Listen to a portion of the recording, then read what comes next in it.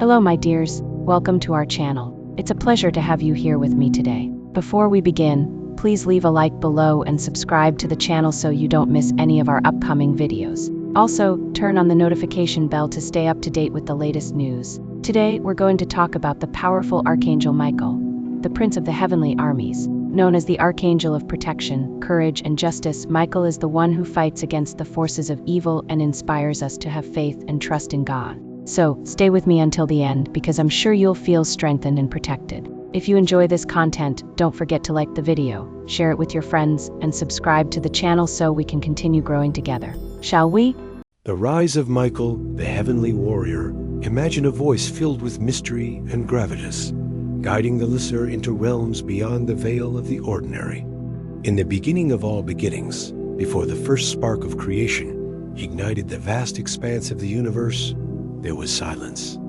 A silence so profound, it was almost alive, a silence that carried the breath of eternity. From that eternal stillness came the Word, and from the Word, light broke into the darkness. And within that celestial brilliance, beings of unimaginable power were brought into existence, the angels. Among these hosts of heaven, one figure emerged whose name would echo across millennia, whose presence would strike both awe and terror into the hearts of men and spirits alike. Michael, the Archangel, the Prince of the Heavenly Hosts. Michael's very name, Mikael, asks a question rather than making a statement. Who is like God? It is not a boast nor a challenge, but a reminder, a proclamation that no created being, no matter how radiant, can ever equal the Almighty. And in that name lies the destiny of the one who bore it. But destiny, as with all great tales, is never quiet. It is tested, forged in battle, and sealed in eternal struggle. The first war in heaven, the heavens themselves trembled as pride took root in the heart of one of the most magnificent angels ever created, Lucifer, the light bearer. He was resplendent, a being of unmatched beauty and wisdom, adorned with jewels and clothed in the fire of the dawn. But pride is a venom that corrupts slowly, and soon his admiration of the divine turned into envy of it. He desired the throne, the power, the worship that belonged to the Creator alone. And so, Lucifer rose in defiance. He whispered into the hearts of countless angels, persuading them with promises of freedom, of greatness, of thrones of their own. 1/3 of heaven's host bent their ears to his lies and joined his rebellion. But heaven does not yield to betrayal. It was then that Michael rose, not merely as a soldier, but as the commander of heaven's armies.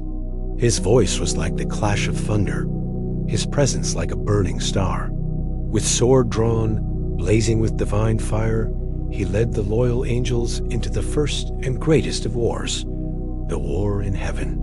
Scripture recalls it with simplicity, but the weight of it is cosmic. And there was war in heaven. Michael and his angels fought against the dragon, and the dragon fought and his angels, and prevailed not.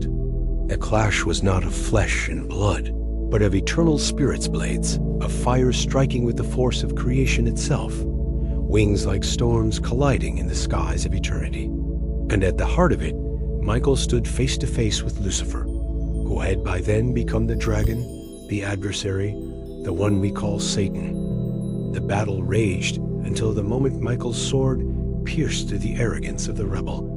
With a cry that shook all creation, Lucifer and his followers were hurled down, cast out of the heavens into the void below.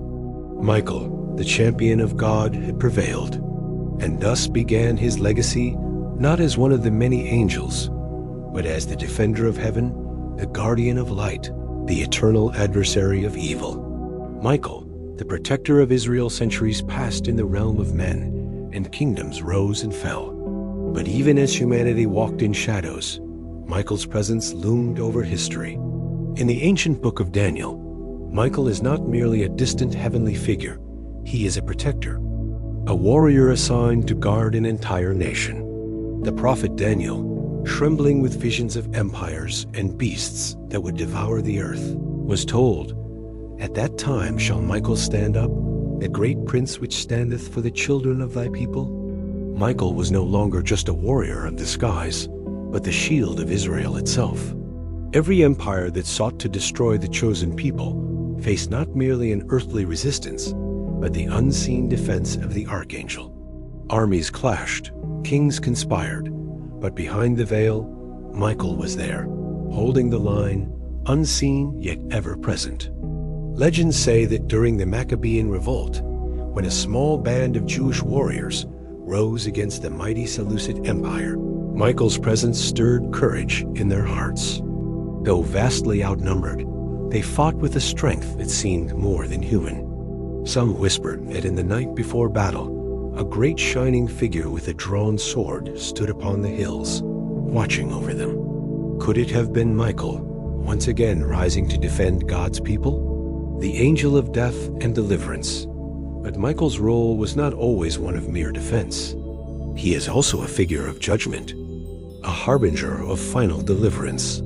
In Jewish tradition, Michael is sometimes seen as the one who confronts souls at the moment of death, determining their passage. Not as the grim reaper, but as a holy sentinel shielding the faithful from the accusations of demons who seek to drag them into darkness. In Christian tradition, this image expands. Michael is not just the warrior of heaven's armies, but also the leader who will sound the trumpet at the end of days, rallying the heavenly host against the final uprising of evil. He is the one who chains the dragon, who casts him into the abyss, who ensures that the eternal kingdom of light will never again be challenged. Imagine that final day, the sky splitting apart, stars falling like torches, the earth trembling. And there upon the horizon of eternity, Michael appears once more, sword aflame, wings stretched across the heavens, his voice shaking the souls of all creation. Who is like God? Who dares to rise against him? The hidden legends of Michael. Not all stories of Michael come from Scripture. Some come from whispers, visions, and ancient texts long cast aside. In the apocryphal book of Enoch, Michael is one of the 4 great archangels, standing alongside Gabriel, Raphael, and Uriel. He is depicted as the merciful one, the intercessor for humanity, pleading with God on behalf of mankind. When the Watchers, the fallen angels who descended to corrupt humanity, spread chaos on the earth, it was Michael who rose to bind them, chaining Azazel and casting him into the deserts of Dudael, covering him with sharp rocks until the day of judgment.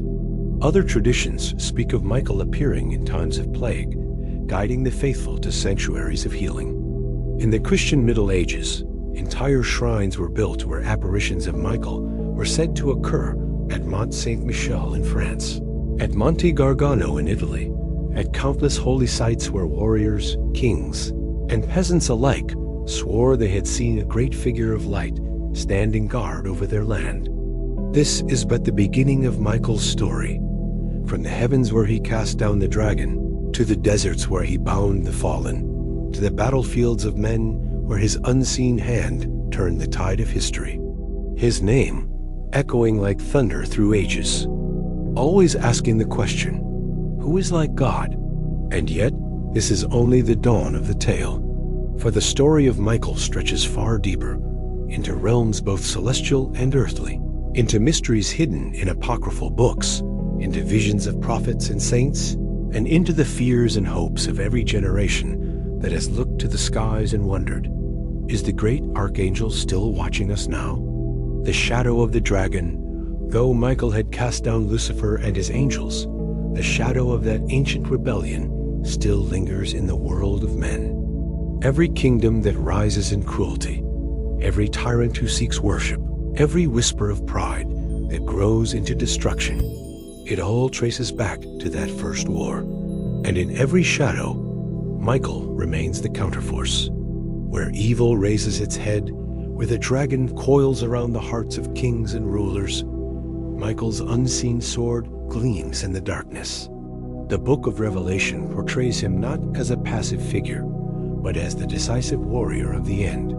And the great dragon was cast out, that old serpent called the devil and Satan, which deceiveth the whole world. It is Michael's hand that seals this fate, Michael's flame that burns away the corruption. For the faithful, his name is a refuge. For the wicked, it is terror. And for the adversary, it is the eternal reminder of his defeat. Michael in the desert legends tell us that Michael is not only the defender of heaven, but the guardian of sacred places on earth. One of the most ancient stories places him upon the barren cliffs of Mount Gargano in Italy. It was said that a shepherd once pursued a runaway bull into the caves of the mountain. Angered, he shot an arrow at the animal, but the arrow turned bitter and struck him instead. Terrified, he told the story, and soon visions of a great angel appeared in the cave Michael himself, declaring the place holy. That cave became a shrine, a place of miracles, where pilgrims claimed to hear the beating of wings in the silence of night. Warriors prayed there before battle, kings sought blessings there, and common people left offerings, believing the Archangel himself had chosen the site as a fortress on earth. Was it true? Skeptics may scoff, but the devotion of generations cannot be dismissed so easily. Even now, the sanctuary of Monte Sant'Angelo remains, a silent echo of the angel who once marked it with his presence. The vision of the plague in the 6th century, Rome was choking under the weight of plague. Bodies filled the streets, the stench of death hung over the city, and despair settled like ash on the people. It was then that Pope Gregory led a solemn procession through the streets, praying for mercy. As the weary crowd marched, something extraordinary happened. Above the ancient fortress known as the Mausoleum of Hadrian, a blazing figure appeared. With wings of fire and a sword dripping with divine light, the angel stood, wiping blood from the blade as if signaling the end of death's reign. Gregory recognized him at once, Michael. From that day, the plague began to subside.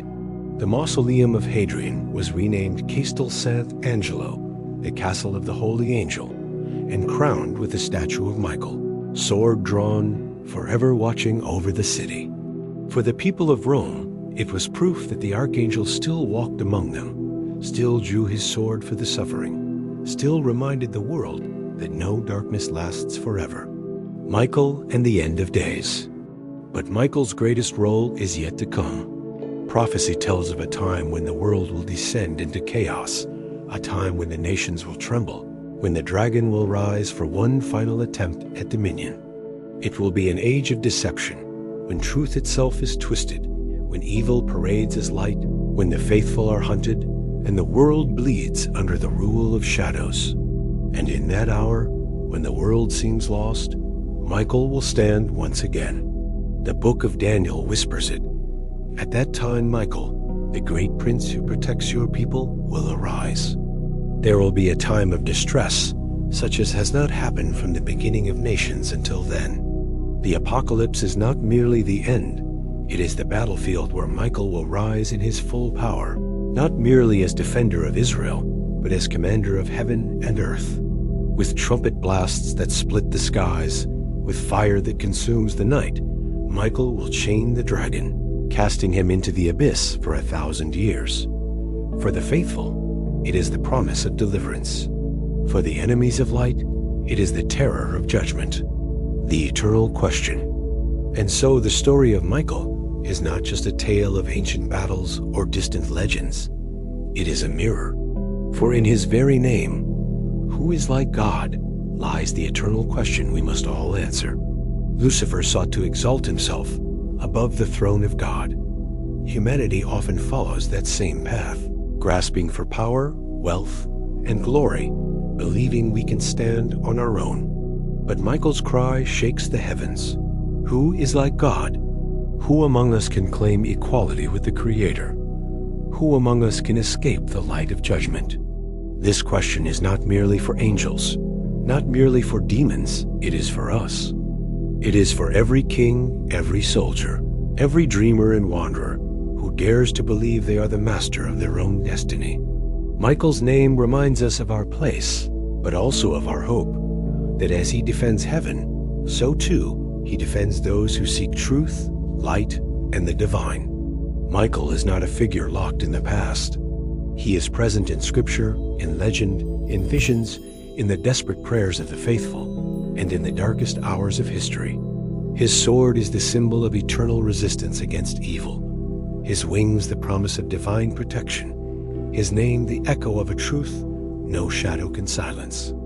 But this is only the beginning. For in part 2, we will go deeper into the hidden writings of apocryphal texts, the secrets of the Book of Enoch, and the forbidden stories of the fallen angels, where Michael plays a role far stranger, far darker, and far more powerful than most dare to imagine.